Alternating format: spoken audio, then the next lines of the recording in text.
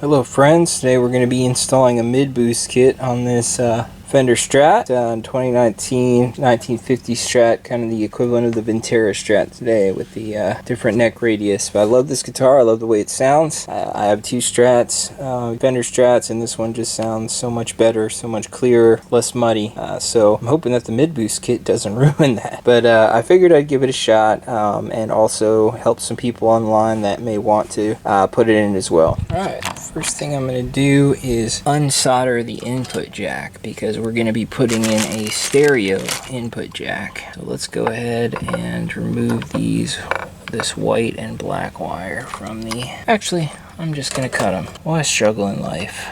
Cut them, restrip them.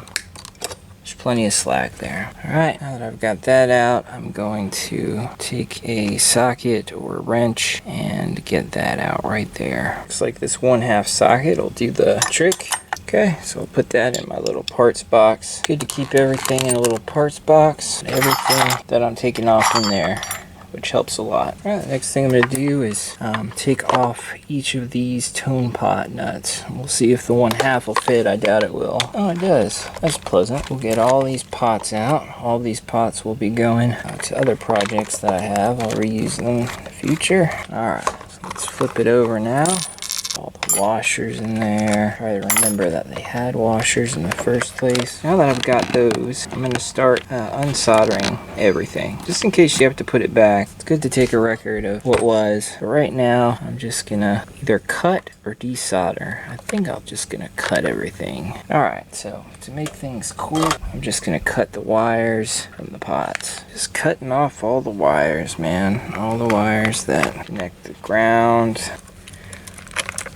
And getting as much length as I can. And it just saves time not having to desolder everything. Of course, I'm going to have to strip it again, but no big deal. No big deal.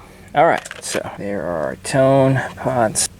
Alright, there's that pot. So those are reusable. I'll reuse them at some point. They're going to go in my extra parts box. At this point, your pick guard will be loose, which is really good. So if you want, you might be able to set the guitar aside, but I'd keep it here because we're going to have to place the board inside this cavity, strip these wires again, figure out what's going on with that one. That was like 2 wires soldered to 1 wire. Interesting. Alright, the main thing I wanted to show you here is this diagram, which is currently upside down, but the way my table's set up, I'm going to have it this way. And this shows me exactly which wire needs to go where. So I'm going to take a look at this and figure out what we need to do first. What I'm going to do is get my tone pot bag and open it up. This will contain your stereo jack and your 3 pots that are labeled. Now this one is a 250K. Alright, we know the dual gang pot goes in the middle. So this will be our middle tone TBX control, whatever TBX stands for, I'm not sure. So this will go in the middle. This 250K go here. And the last one, 50KA. Yep. Alright, so I'm looking at the diagram. I'm gonna put this here. These two are gonna face each other like this. So this is the orientation we'll put them in. Alright, the 250K will go here, double pot here, and the 50K volume right here. So let's go ahead and use the hardware that was supplied to go ahead and attach those to the pick guard. We'll use our star washers here, our grip washers, and our nuts here. You'll notice that the shaft height is much different. So what I'm doing is I'm adding a spacer nut out of my own collection to make it at the right height.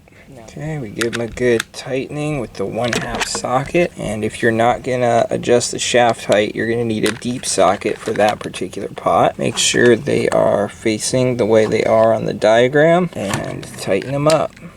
Okay, I've installed the pots, and after doing a trial fit, I've realized that it'd be much easier to route a cavity. Now, this is a 2019 50 Strat. It will probably made in Mexico, probably never be worth anything in my lifetime. I have no children to pass it on to, so it'll probably end up in some pawn shop. So, in that case, let's just go ahead and route a cavity and make it easy on ourselves.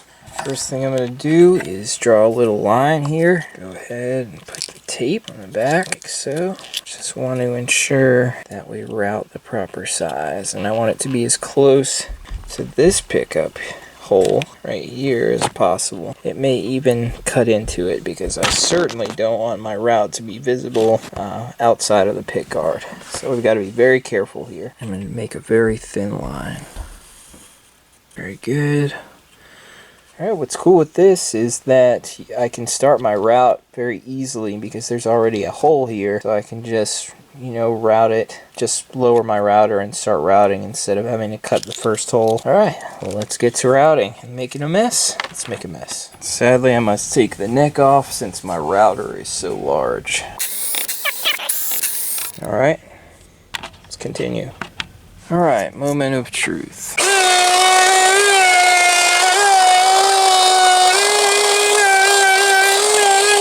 That hurt me inside. Well, we've got sawdust on everything, which was not smart. We're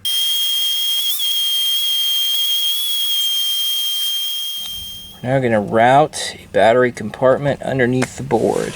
Well, doing this inside was a terrible idea, but that fits perfectly. Now let's vacuum up some of this shit. Can you tell it's under there? I can't. So, mission accomplished. I did not want to do that from the get-go, but it is what it is. Now we can continue with the soldering work. This is what the route looks like, and there's a space for the battery. You plug your circuit board into your battery, and then you go ahead and just turn it this way, and screw that down or tape that down. But that fits perfectly. I'm going to go ahead and strip these existing wires. Remember, I'd cut them off, so now I need to get some ends exposed here so that we can solder them. Okay. Alright. Okay, stranded wire. Alright, there's that step. Alright, I've put this in a similar position as to when I first flipped it over. That way I know that when I'm soldering the wires, everything will reach, and then I'll be able to flip the pick guard back over. So the first thing I'm going to do is strip these ground wires here that come from the pickups. You should be able to get a little extra length off them. Mine definitely had some slack, so don't pull them too hard though. That could be disastrous. But I'm going to clip them and strip them, and then I'm going to take this lug here, and bend it over and solder it to the pot. I'm also going to try to solder as many wires to it as possible so that the ground wires are all attached to the pot. So that's going to be my first step. So what I've done is I've taken the ground wire for each of the pickups. There are 3 ground wires, they are black, and I've grounded them to this pot here. And I've also taken a ground wire from the bridge and I've grounded it here. Now there's also one last ground wire that needs to go there, and it is from the board right here. So the black wire from the board will also be grounded to the pot. So in total we've got 3 pickup wires, 1 wire grounded from the bridge, which looks like it actually came off, so I'm gonna have to fix that. And so that's what we're doing now. We're just making sure that these 3 wires are grounded, this wire is grounded, and this wire is grounded. 1, 2, 3, 4, 5 ground wires onto that pot. Alright, we now have the 3 ground wires from the pickups, the ground wire from the bridge, and the ground wire from the circuit board, all soldered to that potentiometer. Alright, next thing we're going to do is set our eyes on the switch. So the oddest thing about this whole thing is that the switch only shows 1, 2, 3, 4 wires coming out of it.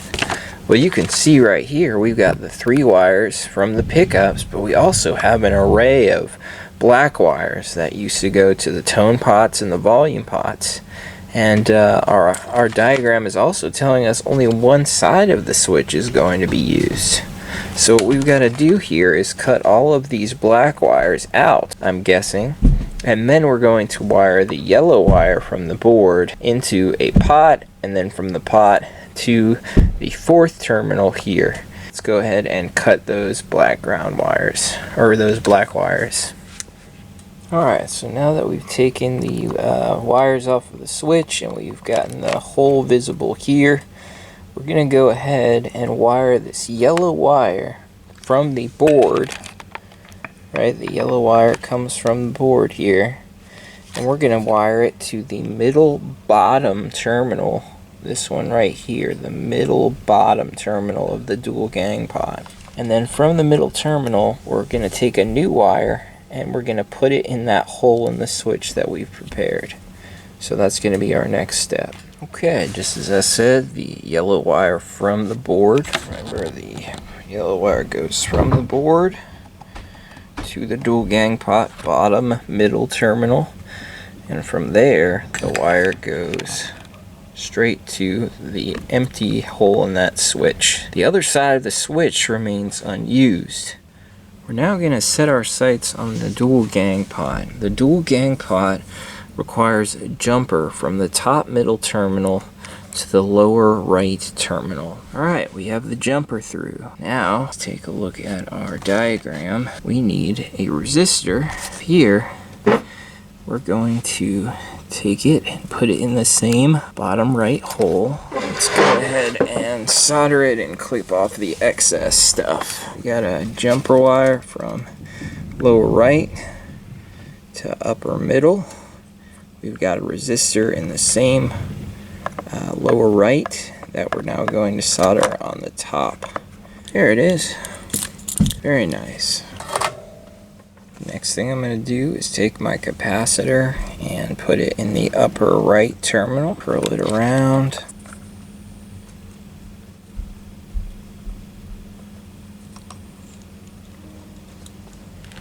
And go ahead and solder the short part right here. Go ahead and solder it on there. There we go. Our resistor and our capacitor are on there, as well as our jumper wire and as well as our yellow wire from the board, and the yellow wire is going to the switch. Next thing we're going to do is concentrate on the volume pot. We've already got all the ground wires going to it, but now we're going to fill the other two terminals. Now the first thing we're going to do is get the green wire from the board, from the mid-boost board, and we're going to pull off the excess here, and we're actually going to solder it into the far right terminal here. So let's go ahead and solder that in. Okay, now the green wire is soldered in. What we're going to do is run a white wire, if we have one, from the middle terminal all the way to the upper right terminal on the mid-boost control. So this guy right here. Let's go ahead and cut that wire to go from the middle terminal to the far right terminal here. Alright, so we got the white wire. You can barely see it here. I'll try to zoom. White wire right next to this green one, going all the way to the right terminal.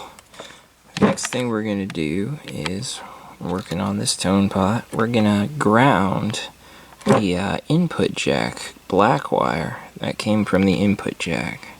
So let's go ahead and solder that onto the base of the pot.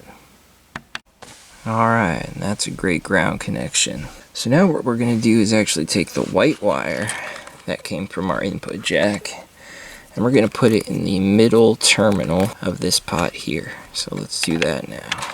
Alright, that white wire is soldered from the what will be the input jack to the middle terminal. Now what we're going to do is actually go ahead and solder this pot a little bit more. We have a number 6 wire and a number 7 wire, which appear to be violet and brown. I'm sorry.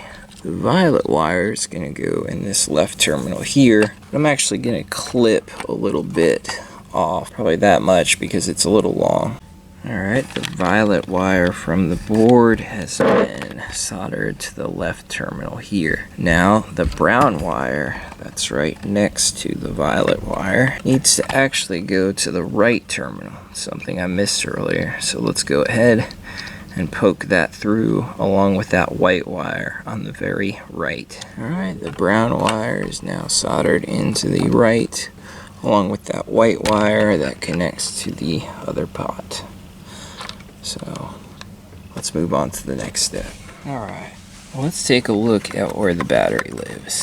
Okay, battery's there. We got it plugged in. Now you can see there's a red wire and a black wire. We need to extend this black wire to go all the way over to the input. Alright, you know how I like to extend wires. I like to wrap them together and then solder them and then put some heat shrink on there. Alright, now that the battery wire has been extended, I will take my helping hand off, get the battery back under the board into the battery compartment we've routed, put the battery in, put the board on top, and then I need to run this new wire all the way under to the input area, which is over here. And I should have made it another color to avoid confusion, but you know, that's just how the world works sometimes. In order to know that this is the wire, comes from the board, I'm just gonna put a little red heat shrink on it. Alright, so the next thing we're gonna do is hook up the stereo output jack. Alright, we're getting close. Let's go ahead and do this stereo jack. So that will be black, that will be white, and that will be the one with our red shrink on it. And like I said before, if you like pain, then don't buy a helping hand, because it has been the single most useful tool that I have. Alright, input jack. Oh, I need to do the grounding scheme. That's going to be a black wire from here to here to here. So let's do that now. Alright, we now have the black wire running from one pot to the next pot to that pot to that pot. So our grounding scheme is now complete. All the wires from the board are attached. Our input jack is ready. Alright, and the last step is just to reassemble. I would check to make sure it works with a pocket amp or an amplifier first. The way you do that is you plug it in and you turn it on, and you take a magnetic screwdriver and tap the pickups and see if they make a sound in the proper positions. Make sure all the controls work and you're good to go. Good day. It's another day, and got to try out the Mid-boost kit last night, so right now I'm playing through the Ampeg Gemini.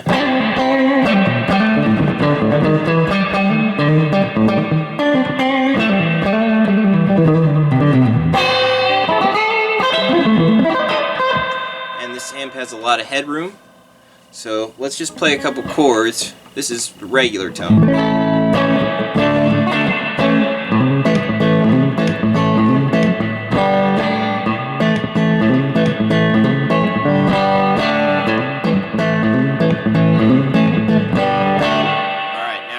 Mid-boost.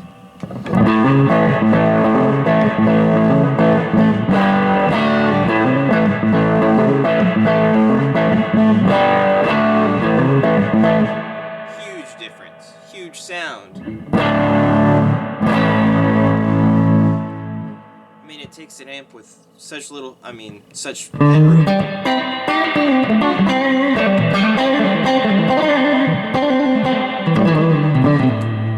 I can't get that thing to distort unless it's on 9, and it's just too loud for the room. But with this,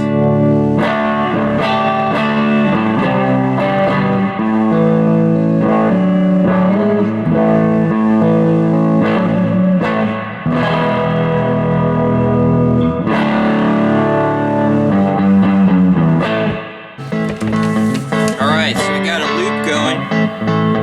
So let's hear how it sounds near the bridge pickup with regular tone.